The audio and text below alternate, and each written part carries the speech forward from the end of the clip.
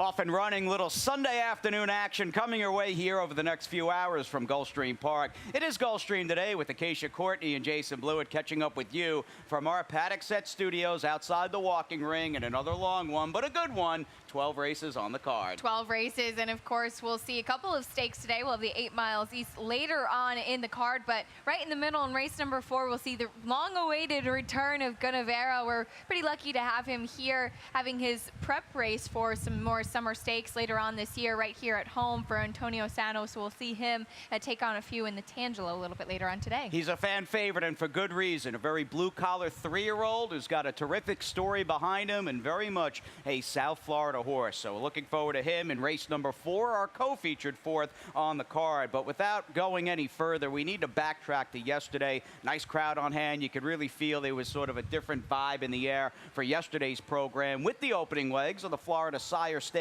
And up first, well, let's check out the Desert Vixen. Some big speed from this filly named Go Astray, who keeps, well, that solid string of races for her sire, Gone Astray, in the Florida Sire Stakes. She did, and Gone Astray has just done so well with young runners in particular and in these races. And in the green cap, drifting a little bit, was Awesome Mass, who was the heavy favorite after her 81 Beyer speed figure maiden win. She kind of held on. She managed to come back a little bit. You had the Jacks Are Better pantyhose on the rail for Ralph Nix, but it was all Go Astray. There was no catching her in that speed. Yeah, trained by Angel Rodriguez. A 69 Beyer was awarded to that filly by Gone Astray, who will try, you would think, to stretch out and go the 7 furlongs in her next race here on September 2nd. That is the $200,000 Susan's Girl. Now we'll see where the boys go as far as Phantom Row and the other Ralph Nix 3-year-olds, and of course the beaten favorite in Dunk in Saturday's Dr. Fager Stakes. But this was more speed, and more speed with the gray Phantom Row over a track that was very kind of front runners. Still take nothing away from the effort. Absolutely not. And I actually think out of this race, you want to watch the horse in the yellow cap on the outside in Sutash, who was the other Ralph Nix runner. I actually did like him best before the race of the 3 that I saw, but Phantom Row certainly has the look that he'll be able to stretch out in distance, and he'll be able to keep on keeping on, if you will. But really nice performance from him with Edgar Zayas up. Dunk, unfortunately, Stanley Gold having to settle for second with both Arundel babies in the stakes. I think you learn, and you just saw yesterday, even in that snapshot of, say, an hour or so between races, just how tough it is to win these Florida Sire Stakes and the cream of the crop races.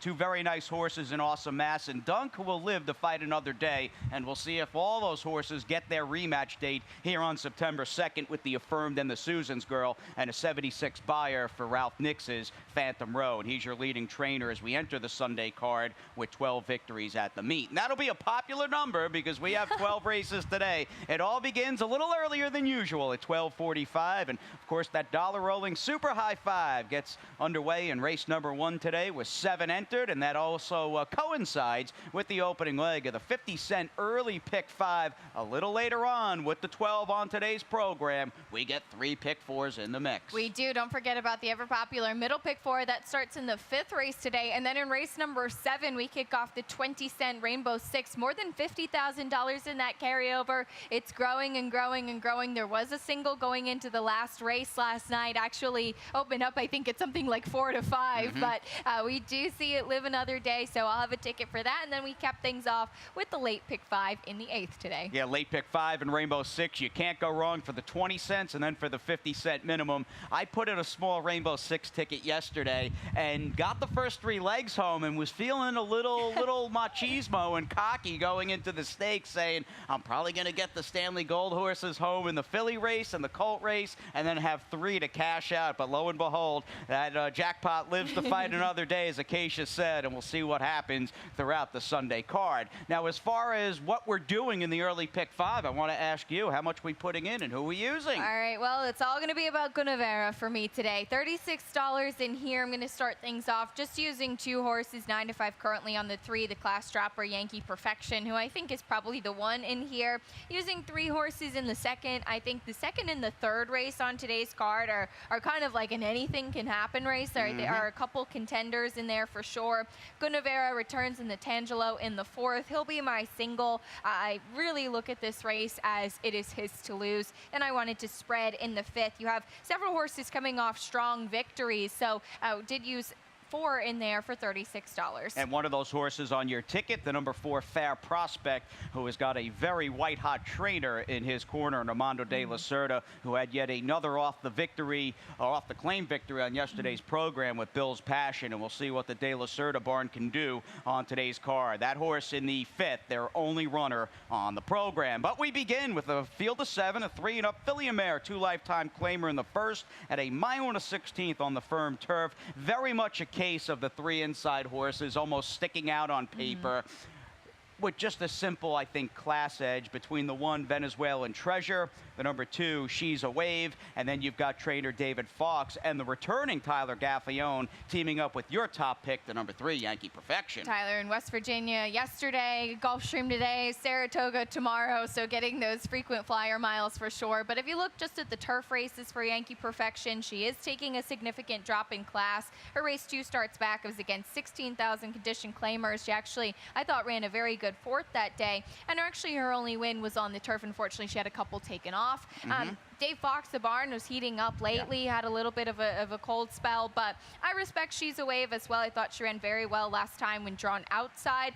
Just has to take that next step forward. And may do so for a trainer, you hit it on the head, who was really heating up prior to Saturday's action. A combined 3 wins here at Gulfstream Park on Thursday and Friday for David Fox. Now, the number 2 She's a Wave does like to come from out of it. That was a bit of a concern in my department, but the more I looked around, you potentially got some hitting and at least an honest race flow between the 5 Ella's Dreaming, the 6 Little Queen, and even the outside run of the 7 My Gemma. Thought the fractions at the very least would be honest here, and I like the overall form despite only being 1 for 11 on the year for the number 2 She's a Wave, who I think time and time again has faced the best fields. She probably has, running against Bull Empress and Athera in her last couple, so she's coming in pretty strong, and Luca Panici stays up. All right, main track action, here we go. Race number 2 on the Sunday card. The sun is out in full force. Pretty nice day and a nice breeze blowing here through the walking ring as we get on to the opening leg of the early pick 4 with a 3-and-up 12-5 claimer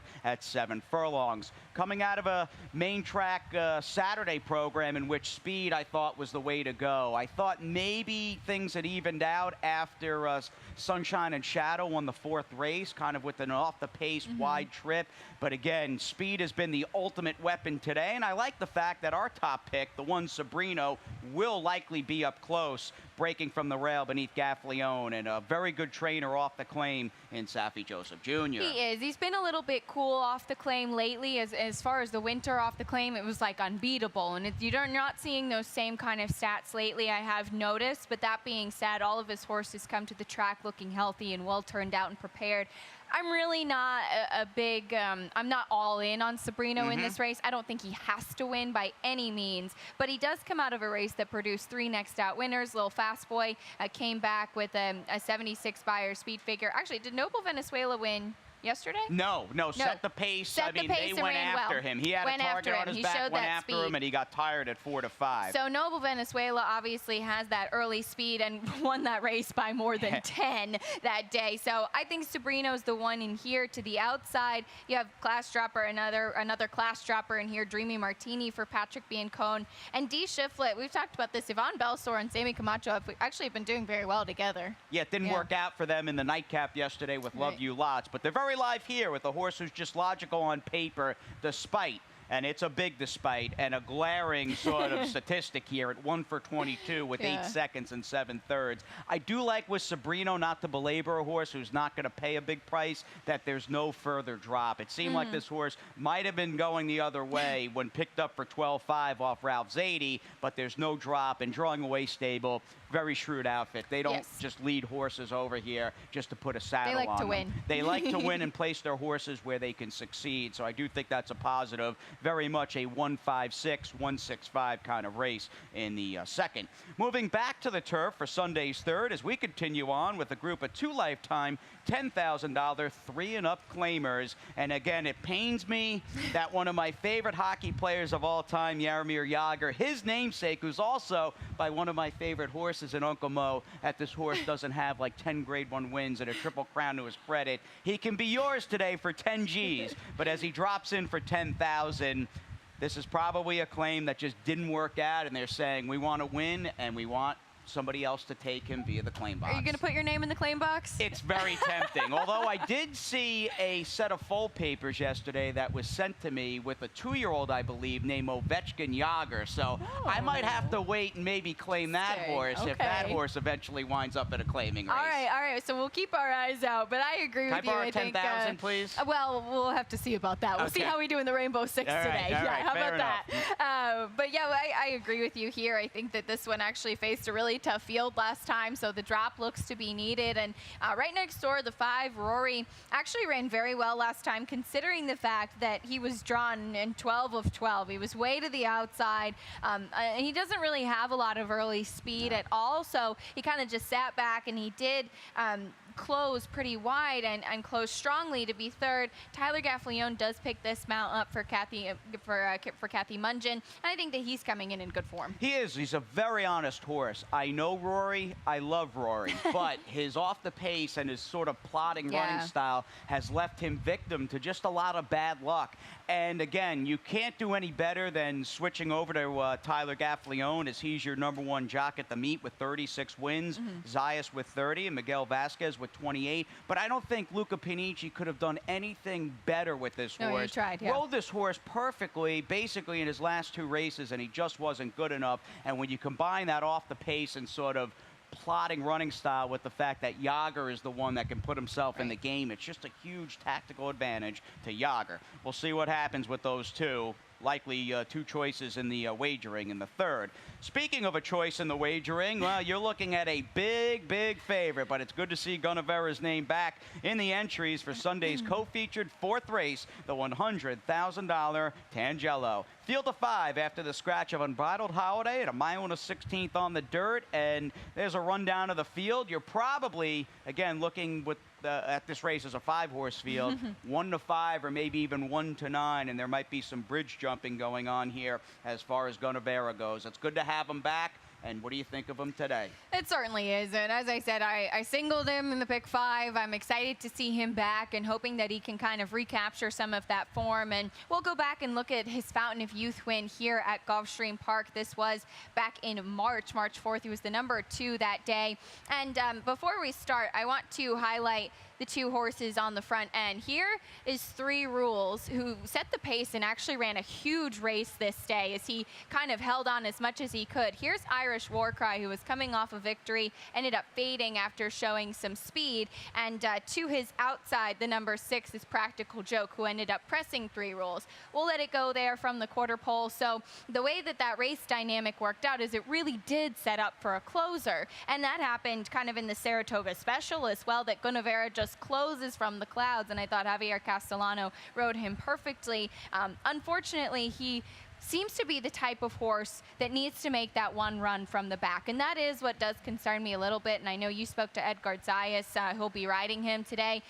If he is going to be able to get that closing in this small field. Edgar felt confident enough in this horse's class and his recent workouts that he'll be handy enough to not really get victimized by the paceless nature of a 5-horse field, in which the inside runner, who we both have second, and he'll be a distant second choice, but he's very much the quote-unquote other horse in today's Tangelo for Jose Pinchin. But Edgar was confident that Gunnevera, though best when he's able to make that one bold run, that he'd be able to have him within striking range. So if the pace is very slow, he'll kind of be right up there. And regarding that work tab of late, and Edgar told me, because he's been the regular workmate of Gunnevera, a regular pilot. For a while. Since his 2-year-old season, which I didn't know. Yeah.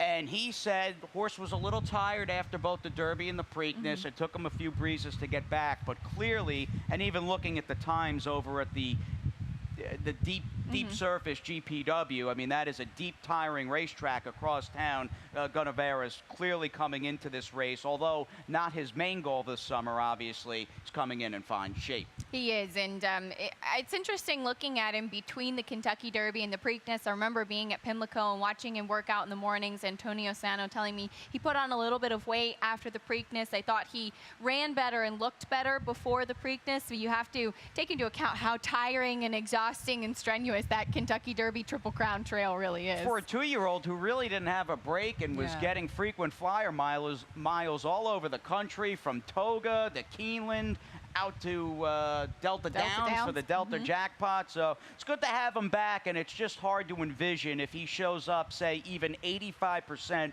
of what he's capable of. It's just hard to see him getting beat today, and we'll see. Obviously, this 3-year-old division on the dirt could use a leader. Be nice to see Gunnevera come back in the Travers and/or the Pennsylvania Derby after a solid return today. And if he does win, we'll catch up with the connection, certainly post-race, which will be a lot of fun. Real good story with Gunnevera, but if you're watching this show, you probably already know that. All right, on to race number 5. Let's do it. A field of 7 in the race right after Gunnevera's return. It's a $10,000 3-and-up claimer on the turf at 7.5 furlongs. And there's some recent solid razor-sharp form in the race, and no exception. Fair Prospect, Vegas, Bird Humor. Even the outside runner, I think Britannia's Mode, got his doors blown off by a razor-sharp, metaphorically, last time. He's got a chance. Let's start with the 5 Vegas. I know we've got a replay of this horse who's coming in out of a real gritty victory, but you had to cut down Weezer Gone Gray last time. I know. Well, we'll show this because before we roll it, put an arrow here. Here's our friend Weezer Gone Gray, and we'll let it roll from the quarter pole. Weezer Gone Gray is always a pace setter. He runs the best, and Edgar Zayas tried so hard to get this horse to finally win. The thing about this race is that Vegas was normally a speed horse as well, and he did take him from off of the pace. You can see him kind of waiting for room in here. Roberto Alvarado Jr. decides to go to the inside. I just remember this horse looked unbelievably good before the race. He showed that he was so powerful. Unfortunately, could not let Weezer Gone Gray win, but I thought it was a really nice victory from him, and it just looks like he's in the best form of his life right now. He's so sharp now, and he runs from anywhere. I mean, that's the beauty of this horse. He is far from a one-trick pony. Almost looks like riding a sports car through rush hour traffic. He'll just do, and he's there whenever you need him. Now, he's got a real rival, potentially, in the 4 Fair Prospect. I say potentially because clearly I think Michelle Nihei was hoping to A, win the race, and B, lose this horse last time. And a very sharp operation bit in Armando de la Cerda. This one not owned by Midwest, and was claimed 3 weeks ago for a trainer who's 7 for his last 16 here at Gulfstream Park. Good stuff with him. It's pretty incredible. And as you mentioned, he had a nice win off the claim yesterday. This horse was the big favorite last time on the drop because he was 3rd, a couple starts back behind the likes of Diaz and Perfect Tay. He's just run against much tougher competition, even trying out state bred stakes competition. So he's run against tougher. They took the drop. He won. He got claimed. As you said, kind of looked like the for sale sign was out, but I certainly do respect him. Bit of an unknown with the Laurel Shipper, Bird Humor. But I always say you leave off Reed Nagel and Jorge Ruiz at your own risk. Yeah, this could be a good spot for the 7 Bird Humor. He'll need to be good because this 10K claiming condition at Gulfstream Park. It's, I think, my favorite condition. The 16s and the 10s I love because they're just wars. They're very good races as Bird Humor comes in sharp, as you said, for a very, very sharp outfit. Let's move on to race number 6 this afternoon. Ever so close to the opening leg of our Rainbow 6. That'll be coming after we get through this one. A 62.50 3-and-up filly mare claimer on the dirt going 1 mile. An amazing horse in the 6 Diplomatic Affair. It feels like here at Gulfstream, we've got a number of sort of lower level, older filly or mares who are just so tough. Artie's Bourbon Girl, who's not a lower level claimer anymore, she comes to mind. Dancing Wind, who won the first yesterday, comes to mind. And so does the 6 Diplomatic Affair, who is looking for her 5th win in her last 6 starts. It's pretty unbelievable. Really her only bad race, you look back at that, she was just kind of outside. She never really got into the race. She won 2 races in a row after that, though, with Apprentice Abby Medina up. She's been the heavy favorite in her last couple. Won on the slop. She's won going fast. She's been claimed a lot, and she just keeps on winning. What I really like about this is that she's now been claimed by Donna Green, who's been going very well lately, had some really nice wins with Conquest Big E just recently. recently. But what I really like is that Edgard Zaya stays aboard after having ridden this horse last time, and he did a perfect job getting her to the winner's circle. Looks like a good spot for her. And if you want to go kind of short, maybe in that ever-popular middle pick 4, maybe you single her over both the 5 Zuby Zoo and the 4 BL's Wagon, who's second off the claim for trainer Ralph Zadie. And this is a horse that's been in solid form as far as the mile goes. I like the stretch out in distance. All right, we'll take a little time out with the first 6 down. You know it. We're chasing the rainbow with Acacia's Ticket after this quick timeout. At ExpressBet, we celebrate the champions that make horse racing great. That's why we provide more ways to bet from more places than ever. We've built an entire family of brands to give players more of the rewards they deserve, give bettors the information they need to win, and provide a community for horse bettors. Because the best way to support the champions of horse racing is to champion horse racing. ExpressBet, we are racing. Hey, South Florida, it's time to get social at sunset. This summer at Gulfstream Park, as the sun goes down, the scene heats up. Join us each week for Twilight Racing Fridays, a fusion of horse racing, food and drink specials, and live performances by local bands.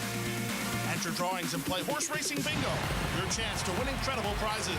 Live racing begins at 2:15. Admission and parking are free. Visit GulfstreamPark.com for more details. Gulfstream Park, Twilight Racing Friday. Get social at sunset. And a hearty welcome back on this live Sunday edition of Gulfstream Today with Acacia and Jason from our Paddock Set Studios. Fast and firm, another 12 coming your way, including the return of Gunnevera, and that carryover in the Rainbow Six keeps growing. It is. It's at $53,000 plus right now. We'll give you a look at my ticket. I did find another single in this sequence, but I wanted to go 4 deep in the first leg. I think that there's a lot of really strong horses in here, quite a bit of speed as well, so we'll be very interesting to see how this race shakes out tactically.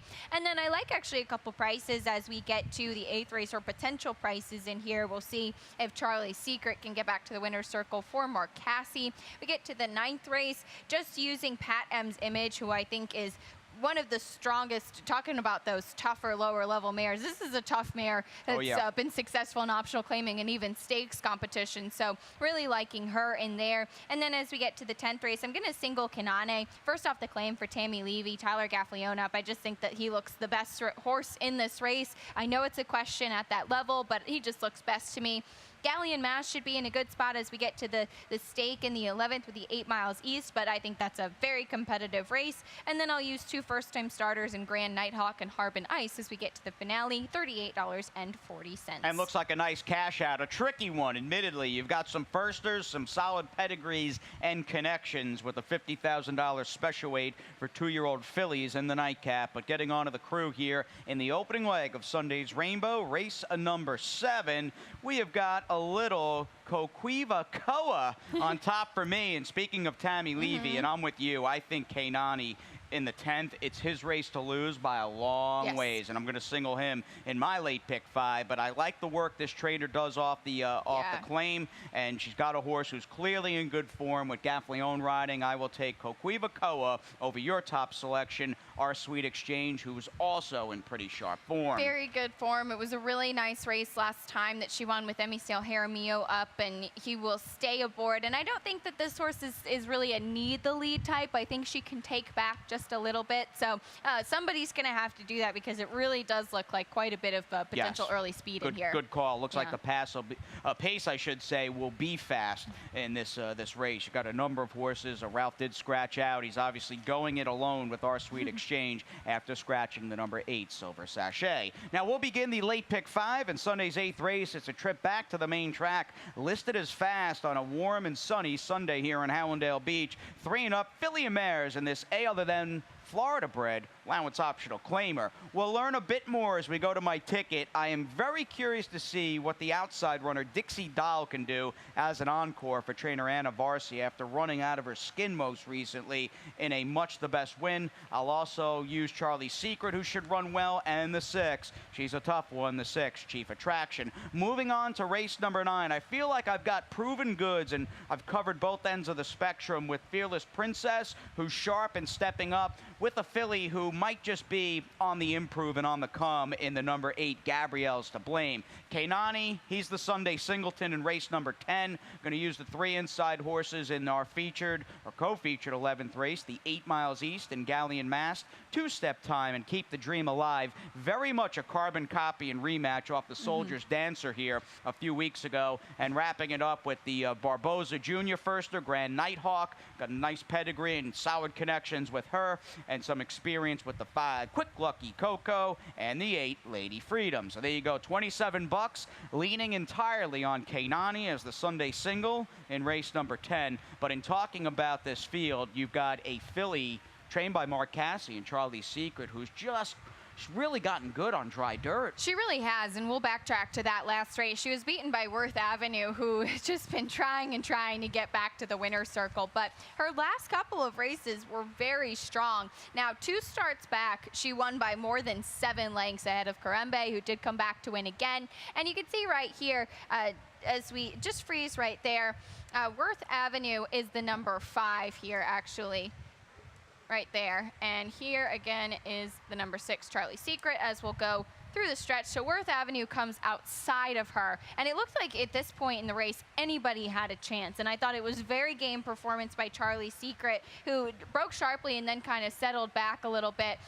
So excuse me, actually Worth Avenue was the number 3. I circled the wrong horse, but it was the number 3 anyway. Very game by Charlie Secret. Yes, and I'm anxious to see what Charlie Secret can do on a fast track. As long as the track is dry and at the very least sealed, it seems like she shows up, and you get the feeling she's heading in the right direction. And what do you do with the 9 Dixie Doll, who may encounter a main track that is very kind of her running style, as was the case last time out. We ran 5 on the dirt in her last race, that race date, July 6th. 3 of the 5 were won wire to wire. I do admit that. I like the fact that this trainer, who going into the year had only won about 8 races over a 5-year span, all of a sudden, over the last 90 days here at Gulfstream Park, Anna Varsi, as we show you a stat, has gone 3 for her last 16, batting just under 20% with a nice positive ROI. It really seems like this stable is just in a groove right now. Again, previous 5 years, 8 wins. There's already 3 wins over the last 3 months.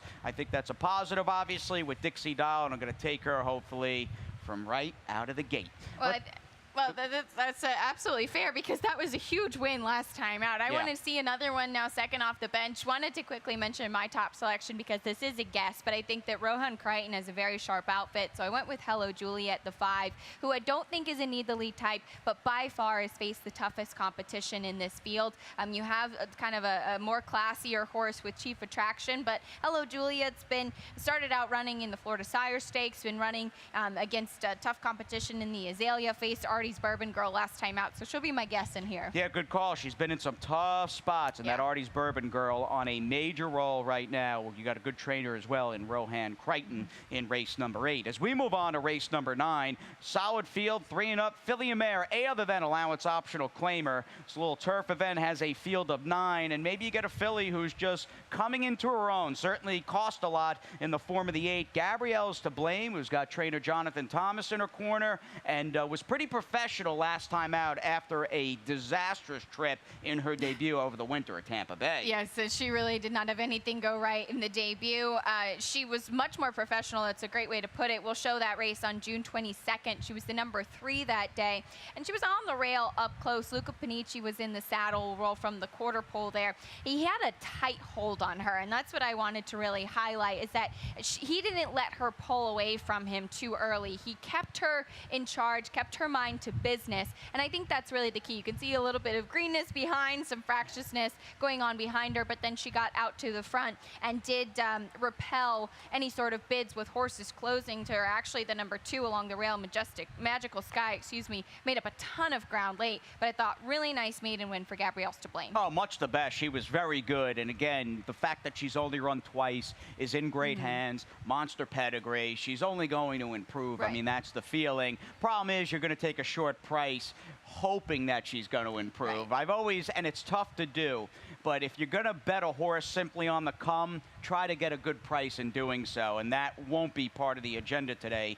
with Gabrielle's to blame. My guess was with the 3, Fearless Princess, who's just super sharp. She's been better than ever this year. No, she's taking a pretty sizable jump up in class, but she does so off the claim for trainer Herman Walensky, who's more of a mom-and-pop operation. But as far as his stats and numbers, it's clearly an operation that sends them out to win. I love this stat over the last 5 years, batting just under 30%. And this horse, again, jumping up from 10 to 25. Can't help but be a price. Yes, I would imagine you definitely get a bit of a price on a horse that's looking for the 3rd win in a row. The step up did concern me a bit, and I did want to see one with the new barn. I thought Aubrey Mirage handled this horse so perfectly. And I just really have an affinity for Pat M's Image because she runs no matter what. If you look at that race last time, and we've watched it in replays before, but the pace really held in that race, and Bitacora made up the most ground, lost a heartbreaking photo finish on Saturday, unfortunately. But Pat M's Image was closing, I thought, very strongly and was very wide as well. Might have even run just a shade under as good a race as Bitacora did. So I will go with her now with the Luis Ramirez barn, who's 5 for 8 this meet, and he's just been winning up a storm at some good prices. It's pretty incredible. I'm curious to see if his winning ways continue. Yes. Did he kind of throw everything that was super live in the first few weeks of this summer meet, or are there more live runners coming out of the barn? Time will tell. Let's move on to race number 10 here as we find Acacia and my single in the form of Kanani in this 2 lifetime. A lot of weight for sure, but his overall form is just better than these. He just looks like the now horse in this race, for lack of a better term. And we'll show you a stat here with Tammy Levy, who's got a couple of live runners with Gaffleone off the claim today. Low ROI, but I don't care. We're singling this horse in a multi-race wager. Bats above 30%. And she does really well with horses first off the claim that were in the money last time out. She keeps them or makes them even better. So she does, I think, an excellent job with all of her horses in keeping them in good form, which is what I like about Kanane, because he took a while to break his maiden. I know because I picked him several times, because he's a very good-looking horse for the level. He has a lot going for him. I think he's spotted perfectly today, so we'll see if he can carry both of us to the winner's circle. A lot of weight, as you said. On to race number 11 here, a good one late in the card. It's worth sticking around for with race number 11, the $75,000 8 miles east. 2-turn turf mile, in fact, our last grass race on the card, and very much a rematch between a whole bunch of these going back to that June 17th Soldier's Dancer. It is, and one horse had a race, actually a couple horses had a race after that, but we'll talk about the number 1 Galleon Mast, and we'll look at his most recent start. Now, he had a terrible trip in the Soldier's Dancer, and in here, before we roll it, out in the front here is Diamond Bachelor, who set the pace way ahead, and you can see Galleon Mast. It's setting up for some closers, and we'll let it roll from the quarter pole. But he was closing actually very wide. Spring Up in the Gary Barber colors did end up winning this race, second off the layoff for trainer Mark Casse. But if you look at how he just keeps on grinding. He's such a consistent horse, has so much heart. Again, had that terrible trip, really getting bumped around and squeezed back. I do like to see Miguel Vasquez is back up on him today, because he rode him in the Soldier's Dancer, or excuse me, Tyler Gaffleone is up in here. I like to see that jockey change for him here. And Galleon Mast has really got a serious turn of foot. Yes. And I think ultimately he can go 8.5, 9 furlongs, even maybe a little further than 9. A mile, I think, might just be his best distance, because he's got such an explosive turn of foot. And I think in regards to one of his arch rivals in two-step time, this mile distance favors Galleon Mast more than anybody else in the field today. Very good point. And the thing with two-step time, I think all of us picked him last time after he ran well in the Soldier's Dancer. It's been a long time since he's seen the winner's circle. No, very good call indeed. His last win doesn't even show, and he's a relentless galloper and grinder, but he's going to need some help as far as pulling the right kind of trip. But a very solid race. Looking forward to talking about that later on with you and Ronnie here on Gulfstream today. And our early show comes to a close with race number 12, as does the week at GP, with a field of 10 and a 2-year-old filly maiden special weight. My bias plays from July 14th. There's been a few this week. They've been horrible. I thought we were going to make so much money, and none of them have won, but I am undeterred. I am staying the course. I am taking the 5. Quick Lucky Coco over your top selection, who just strikes me as maybe the live firster, the number 2 Grand Nighthawk. Give you quickly a rundown of Victor Barboza Jr. It's a very good trainer. De La Cerda, Zerpa, Barboza, they've been guys I've been hugely impressed by since I got to Florida, and this guy's been unbelievable. Now, granted, most of these statistics have been in maiden claiming company. It's a very good barn. Very good barn, and you bring up a good point, mostly in maiden claiming, but he has done very well with his 2-year-olds in maiden special weight so far this year. Nice pedigree as well. She's by Awesome again, and actually the full sister to a multiple graded stakes horse, Awesome Bay. All right, that'll do it for us. Some live firsters perhaps down the line in race number 12, and we can't get there without getting Pete Aiello up next here on our stage. He'll be coming your way with the opening set of Sunday Scratches and Changes. Acacia, Ron Nicoletti, and myself will see you before the first.